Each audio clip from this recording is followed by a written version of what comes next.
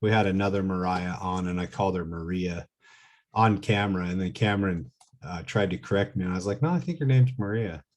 And he's like, no, I'm pretty sure it's not. So thank you for doing this, Mariah. Are you okay with us sharing this recording of your story publicly? Yes. Thank you. Can you or anyone that you may mention face legal prosecution or get into trouble for anything that you share? No. No, of course not. And then with that, cuss words are encouraged, and you can identify however you want. The floor is yours. I am Mariah, and I am in recovery from active addiction. I am so freaking grateful that you asked me to be on this podcast. It is an honor, and I'm just really excited. I get so jazzed any chance that I get to tell any part of my story and share any part of recovery with someone who may need to hear it most. So I just really appreciate it. So I am going to dive in, I guess, who I am as a person. I am in North Dakota. I was told that I'm the first person from North Dakota on this podcast. So hell yeah. It might come out in my accent, just saying. But so I grew up in rural North Dakota, and it's a super, super small town. My sisters and I'm a middle sister. We grew up in a home with an abusive dad and two alcoholic parents, but they were different styles of alcoholics. So I through like my recovery and through the research and the learning that I've been doing and the healing work that I've been doing, I understand now that both of my parents are what we call adult children. And they also suffer from like generational trauma and like some massive trauma that's happened to them in their lifetimes. So I think that that was a big part of them. I'm in a 12-step program, and that was a big part of my step work and my forgiveness was trying to figure out how to not put the blame on anyone and kind of take responsibility, and not in a way that like I'm blaming myself, like I could have done something different, but just try to look at it with like, you can't ask someone for something that they just literally don't have to give you. And I can't expect, knowing my parents' history and trying to pick apart the past of even just like before them was my grandparents on both sides too. Like alcohol runs in my family, abuse runs in my family, like death by alcohol is super common in my family. And there's just no way that I can put blame or hold these resentments on people that just haven't had the opportunity or taken the chance on themselves to heal, when really they should have, but they didn't. So here I am. I am the first person in several generations to live in active addiction and go down that path and snap out of it. And I've actually just celebrated 2 years clean, and I'm freaking stoked about that. I cried for like a week straight, so I'm not going to cry right now, but like I so wish that I could have went back to like that 30-day key tag Mariah, and just tell her that she is going to get multiple years, like that black key tag that her sponsor was carrying around. Like I have it in my back pocket, and it's the coolest thing. I don't want to say like I never expected it, but I just, I mean, anybody that's struggled with addiction or even been in a 12-step program or whatever, I mean, the next goal that you set yourself, whether, and it doesn't have to be recovery either, but like if you set yourself a fitness goal or whatever, like it seems impossible when you set yourself this huge goal. And when you finally reach it, you're just like, to have it like tangible in front of you is so cool. But okay, anyway, so yeah, I'm stoked, and it's amazing. And I know that it's just the beginning. By no means do I feel like I'm done because I got the black key tag. Like this is just my ticket to finally give me like the path to like launch into something even cooler. So yeah, I grew up in like rural North Dakota. It was super, super common to start drinking at a really early age. And given the trauma and the bullshit that my family had to put up with through my dad's drinking and whatever, we grew up super fast. My sisters and I all started drinking by the time we were like 13. It was common. I was like heavily drinking by 15. you know, dabbling in other stuff. You know, boys were part of my addiction for sure. So it was, you know, beer and boys were like my top things, especially when the boys were sneaking me out of the house to give me alcohol. Like that was like perfect for me. It was great. Um, and so at a really early age, I discovered that like I was a girl and they wanted that. So I had something that they wanted. And so I could literally use my body, myself, my presence, just anything in order to get alcohol and to get like weed or whatever it was that I was looking for. So it ended up like I thought it was a great idea, but it ended up like spiraling pretty quickly. And it came along with a whole slew of things like self doubt, self worth issues, um, all this stuff. So it was a really hard part of my identity when I got clean to try to decipher some of that too. And now I understand how it just bred this sense of codependency. And that's definitely what it was. It was me leaning on other people to validate me and tell me that I was good enough or whatever that was. So um, my dad's dad owned a bar growing up, and it was like 2 blocks away from my high school, my middle. So I come from such a small town. My graduating class was 24 people, and after school we would walk. Mom would tell us to walk from school over to the bar, and that was before we were driving. And so we would walk over and sit in that like back booth and do homework until mom and dad were ready to go home. But sometimes it was hours later. And sometimes we just ended up staying in town. Like we would wait around until like 10 p.m. and mom and dad would be too drunk to drive or whatever it was. And we would just end up staying in town because, I mean, like there's a pool table back there and stuff, but it was just easy to go to school the next morning, you know. So that bar still is in our family. My grandpa ended up passing away from alcoholism, and my parents inherited it. And so now they run the bar. So it's common for us to like have Christmas there, and we have everything family related there. We just had my uncle's funeral there. We had my mom's benefit. She had stage 3C lung cancer. We thought maybe we were going to lose her, and it was really, really, really shitty. Like I was like not even a year clean when we held a benefit for her, and I was like not even understanding if I was going to lose my mom. And I had to walk into this family bar that I'd spent the majority of my years like drinking in, and I had to go there and sit down and be around everybody that was literally expecting me to drink in a situation where I was like pre-grieving the loss of my mom. And I had to do that like sober because I wanted to be at my mom's benefit. Like it was, there's so many situations like that in my early sobriety and even now. Like I have 2 years clean, but it doesn't make it more fun for me, you know, like it's still weird. And now I'm like from the other side looking in, like this is kind of dysfunctional. Like, what are we doing? Like, it's nuts. Like, I don't know. Everything is a reason to drink when your family, like that's how you celebrate. That's how you celebrate. Like that's how you spend a bored Sunday. That's how you mourn at a funeral. Like it's just what you do is drink, and it's the reason for everything. So, um, yeah, both my sisters and I, we finally, you know, we grew up. We ended up kind of going separate ways and doing our own things. We're all still in North Dakota, but I ended up going to NDSU at North Dakota State University, and it's been a whirlwind trying to figure out who I am. I got into a relationship right when as soon as I was getting into college, and the hardest part of my addiction, like I mentioned earlier, was boys paired with codependency. So when I found one that I just thought he was the coolest, best thing in the whole world. And I was going to do anything and everything to please him, make sure that I was what he wanted, whatever. Like I literally was wearing the clothes that he would tell me to buy because I wanted to look good for him. And like it was really different. And I mean, so he was controlling in his own ways, but I was also clueless. Like we were both pretty young. And when he broke up with me because he found another girl on Tinder before he broke up with me, it threw me for a huge loop. I had no idea what I was doing. I didn't really know who I was because my identity at that time was him.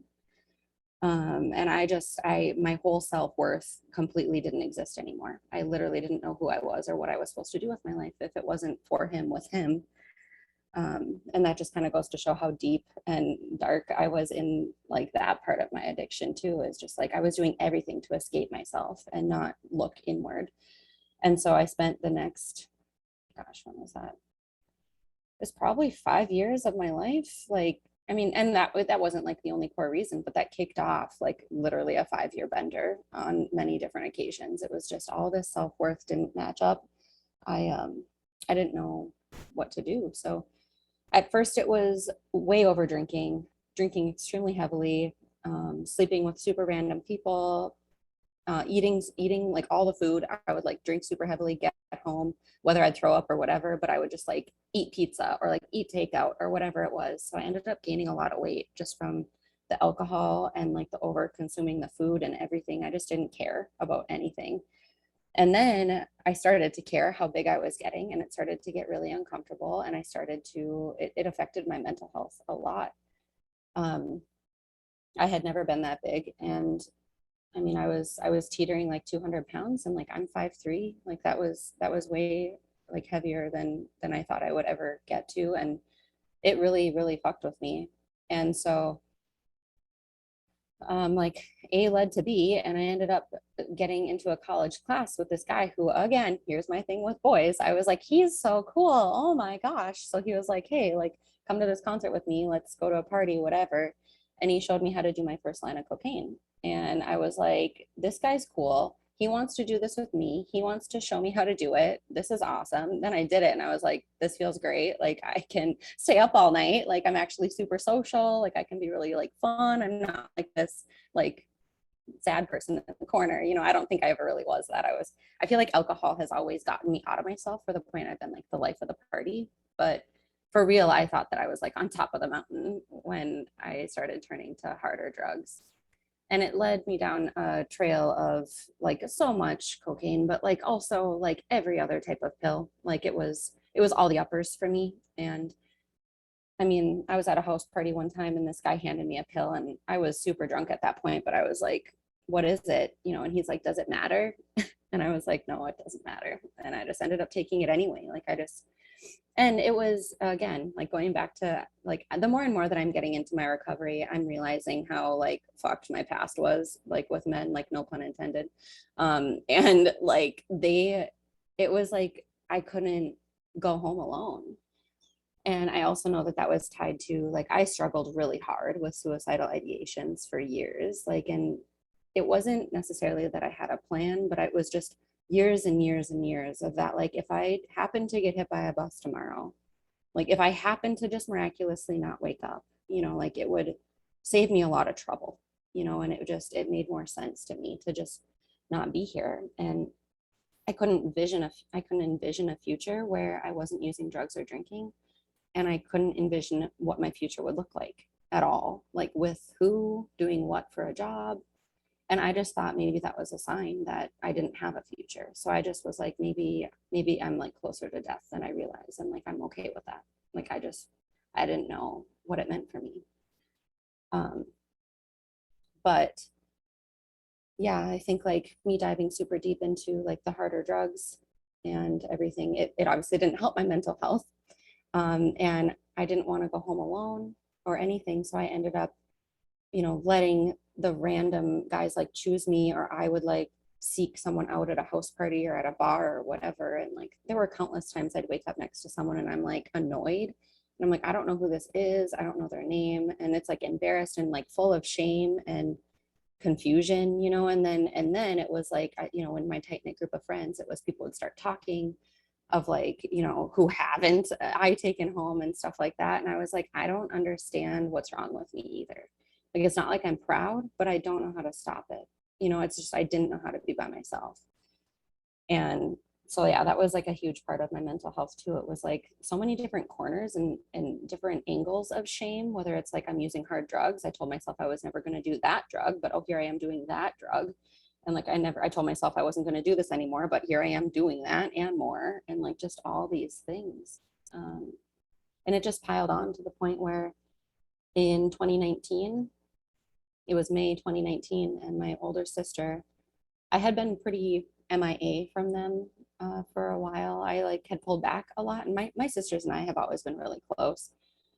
But my older sister, I think my whole family knew that something was really off with me, because I would start to cancel like family functions and I just wouldn't really show up. And when I would show up, I was so high, I didn't really like speak or look at people in the eyes at the table or whatever, you know.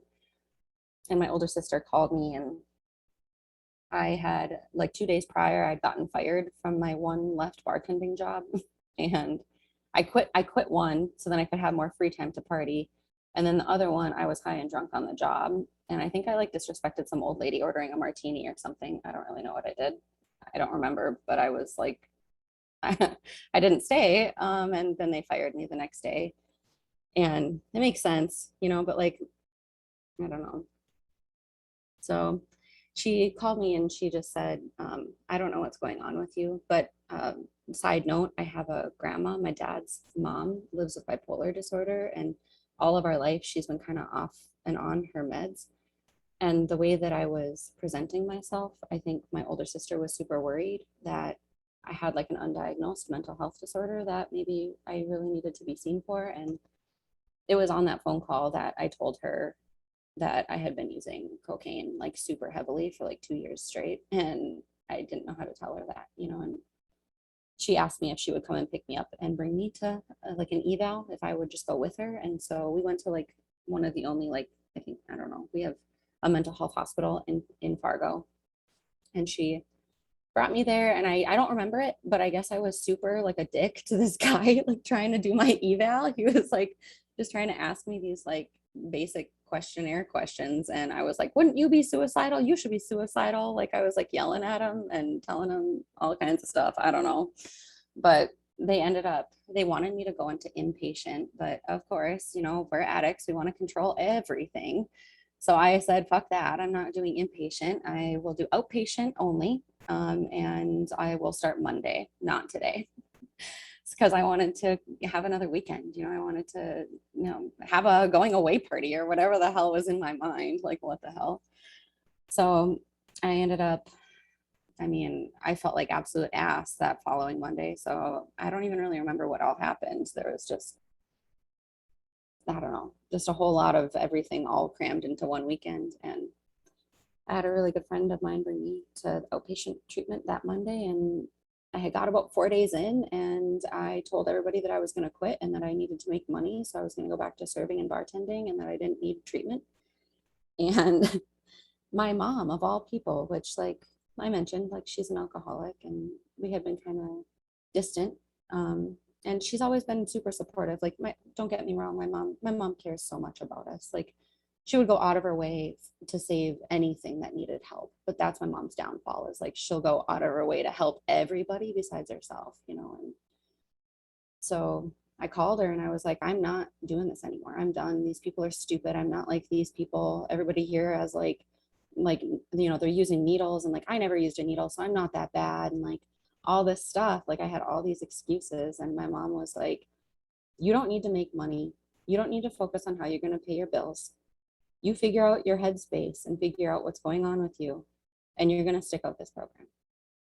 And I cried so hard in that lobby at that locker with my phone, because in that moment I realized like my mom was vouching for me to heal.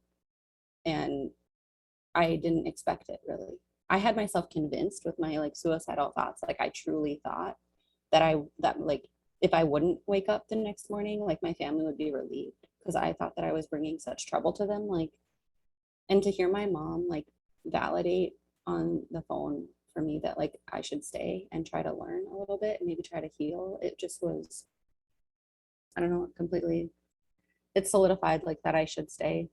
And I have like so my sisters call me college. Like they both went to cosmetology school and are like in the salon industry. And I went to North Dakota State. So like when that guy broke up with me, like I mentioned, like, yeah, I downward spiraled with my addiction, but I also like when I go hard, I go hard. So I committed, and I committed to my graduate degree. So I went and got my master's, and like I don't know how I did both. I really don't understand, but I don't know. It's like part of my spirituality now. And I realize that like in getting my master's degree in sociology and human behavior, I had no idea what I was doing and why I was using that, and what I would use it for. And part of my shame, I was like, I just wasted all this money on this graduate degree and I'm not even using it. I'm bartending. What am I doing with my life? And I realize now, especially 2 years into my recovery, like it's literally all of these things that I've done along the way somehow, like, I don't know, like I'm a go-getter, I guess. Like when I wanted cocaine, I fucking went for it till I got it. Like I know that I have that in me. Like I'm dedicated like to the max. And so when I have my sights on something, like I go for it. And that's, it's been awesome, you know, like because I have that in me and I knew that if I treated treatment like literally like academics, and I was like, I'm taking a class, and I didn't know what to tell my friends when I went to treatment. I wasn't ready to like admit that I was trying to get sober, or that I was literally in the mental health hospital like for treatment. So I would say, oh, I'm taking classes for like wellness. And I just reframed it that way and it worked, you know. And I took it like that. Like I literally took like pen and paper every single day to my outpatient classes. See, I just did it. And I would take notes, like I was learning, you know, a new way to live. And I still have those notes. And I'm so grateful that I wrote. I mean, it was my first attempt at journaling for a while. I mean, for years before I went to treatment, I would reject meditation or journaling or anything that would like allow me to look inward. You know what I mean? Um, and so that was my first sense of like being forced, you know, with a counselor in front of me to like put pen to paper, you know, like write your usage history on the fucking whiteboard. Look at how much you have what's the word? Like you've accelerated your addiction through from when you're 13 till now. I was 26 when I went to treatment. And she's like, look at how much more you've used and look at how much like quantity of like how much and also how many things you're using now to like escape yourself. And it's like all of that knowledge and all of that, like every single thing that I've picked up along the way has led me to now I have 2 years clean, like, and all of that knowledge. Now I have this graduate degree that's just been sitting in the back seat, like not really sure what I'm going to do with that. Like I know, I know exactly that it's like led me to the place where now I can get a few other simple certifications. And, you know, and I started up this coaching business, you know, and I'm working as like a recovery mindset coach to work with people like me. And that's the coolest thing that I've learned in connecting through the Instagram community, Facebook, so other social media, even in my 12-step programs, is literally connection is the opposite of addiction. Like I was not connecting with myself. I didn't know how to connect with other people without being drunk or high. It would make me more fun or whatever it was. Or I was like lying to like try to connect in like a false way because I thought that I wasn't good enough, you know. And then connecting with a higher power, like my spiritual, like I truly believe like everything that's happened for me in the past, the experiences, even like the bullshit experiences, like that one time in 2015 when I got arrested for putting my car through a garage and then I punched a cop in the face, like that one time, like I know that it's led me to where I am today. And it's given me all this experience to understand what I don't want to be like anymore and to relate to people who have been in those same shoes. So then I can be a bomb ass coach and I can put out a program like this because I've taught at North Dakota State while I was getting my graduate degree.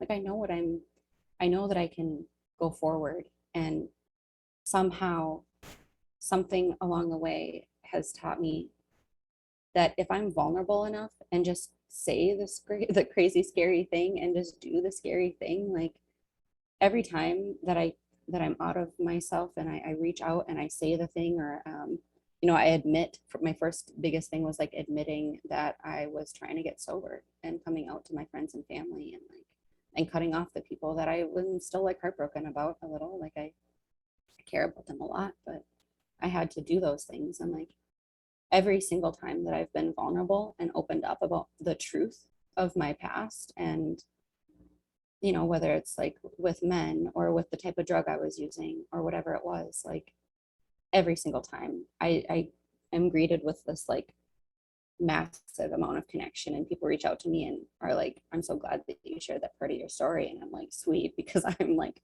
I am kicking myself because I feel like I went overboard and shouldn't have shared that part of me because it's a little too raw. And they're like, well, thanks, because it's part of my story too, and I've never been able to tell it. And I'm like, sweet, like this is what recovery is, is like doing it together. Like we can't do it by ourselves. None of us are a one-man band. Like it's not a thing. And that's a huge reason why I built my coaching program called Prism. And I mean, Prism, it stands for a practice of recovery and building an intuitive spiritual mindset. And basically, I took what I loved about the 12 steps. I took what I loved about all of these other like personal development, like mindset books, even like business growth books, like any of these inspirational speakers, TED Talks, whatever. And my own personal experience, my own teaching experience, and my degree that I have in human behavior, and smushed it all together into this program where I can hopefully help others, do that thing where you like turn around and actually look at yourself and stop running away from yourself. Stay long enough to just ask yourself what you need. And my program helps people walk through what recovery looks like for them. And it's a 4-month-long program, but at least at the end, I can take off the training wheels and have faith that if they've done the work and that they've been able to connect not just with me but like other people in the program, that they have a good chance of having that more internal introspective way of healing. And I think that that's all that we need. We just need to be listened to. We need to realize and remember that like our story is super important, and that we're not here for nothing, and that when we connect with ourselves and other people, and it's what recovery is, and it's really what we're here for on this earth. Like it's nuts. I'm the only sober person in my family to this day, but both my sisters don't really struggle with overusing alcohol or whatever. So I don't know. It kind of leaves that little tic tac in my mind, like maybe I'm not an addict. Maybe I just needed to straighten some things out, because like my sisters don't have an issue, so maybe I don't either, right? But like I'm not about to go test that theory. And there's been so many blessings, like even just you reaching out to see if you can interview me for this podcast. Like there's so many amazing things that have come my way in recovery that there's no chance in hell that I'm willing to give any of those up just to see if maybe I could have a Bud Light.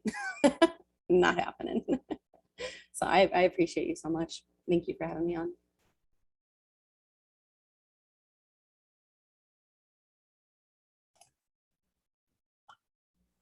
And so if you want to follow me, I'm on Instagram. That's where I reach like my sober community and connect with everybody on there. My Instagram handle is my first name, Mariah, Marih, and my middle name is Jeau. So it's Mariah Joe. That's my Instagram account. And then if through the link in my bio, you can find any information about applying for Prism or just reading through what the Prism coaching program is all about.